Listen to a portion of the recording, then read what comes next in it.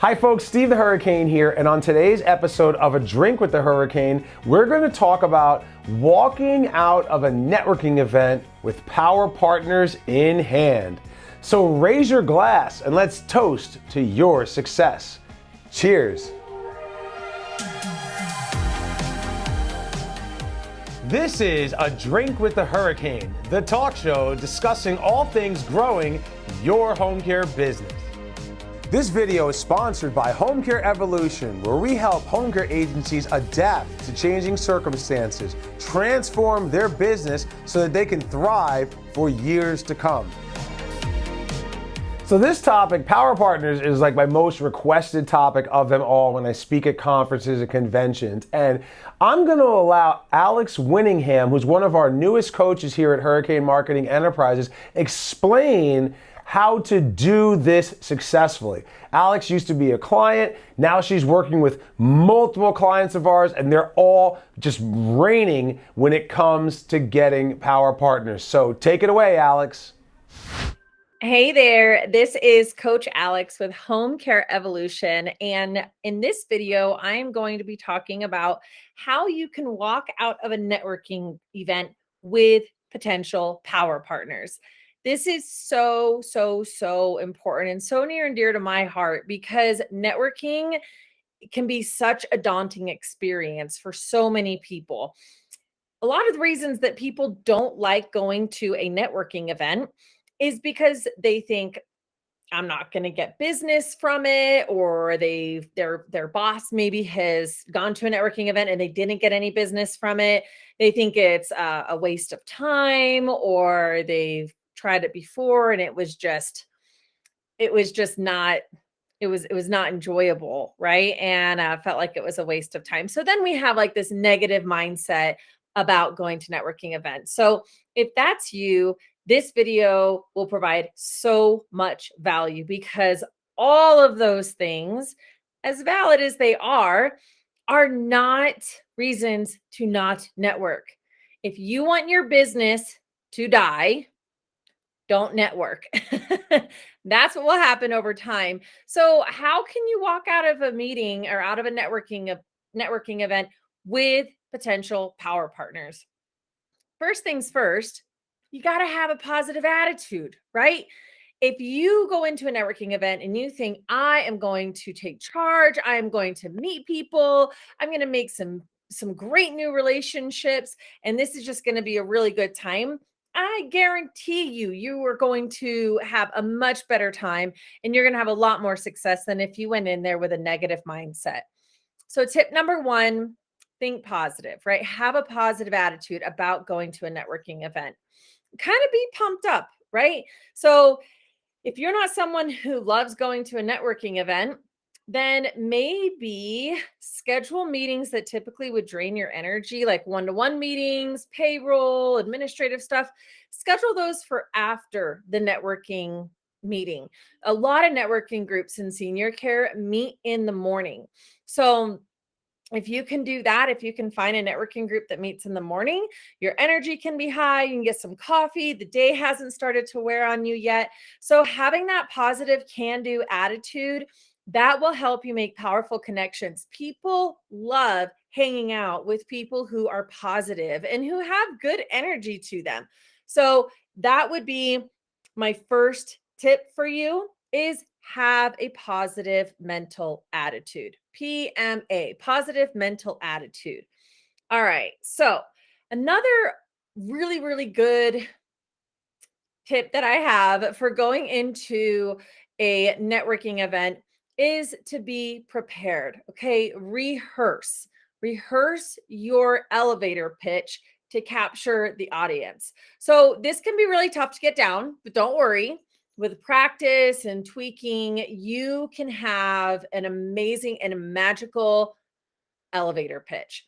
So, for example, when I would go to a networking event and I would stand up and I would say who I am and where I'm from, I would not say my name is Alex and I'm with ABC Home Care and we provide companionship, transportation, transfer assistance, meal preparation, medication reminders, and go on and on and on and on. Instead, I would say, my name is Alex. I'm with ABC Home Care. We are the best home care agency for dementia care.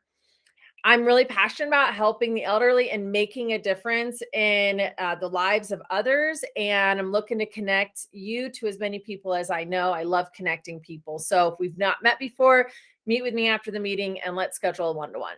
Okay. That was huge because I said, hey, we specialize in dementia care. So in Hurricane University, we talk about having a specialty program. So maybe yours is maybe you're a stroke specialist. Maybe you are a cardiac specialist, a diabetes specialist, whatever that is, you can say that that's the company or that's what you specialize in. Maybe you can even add in a little humor. Steve talks about, he used to say, I also enjoy Bruce Springsteen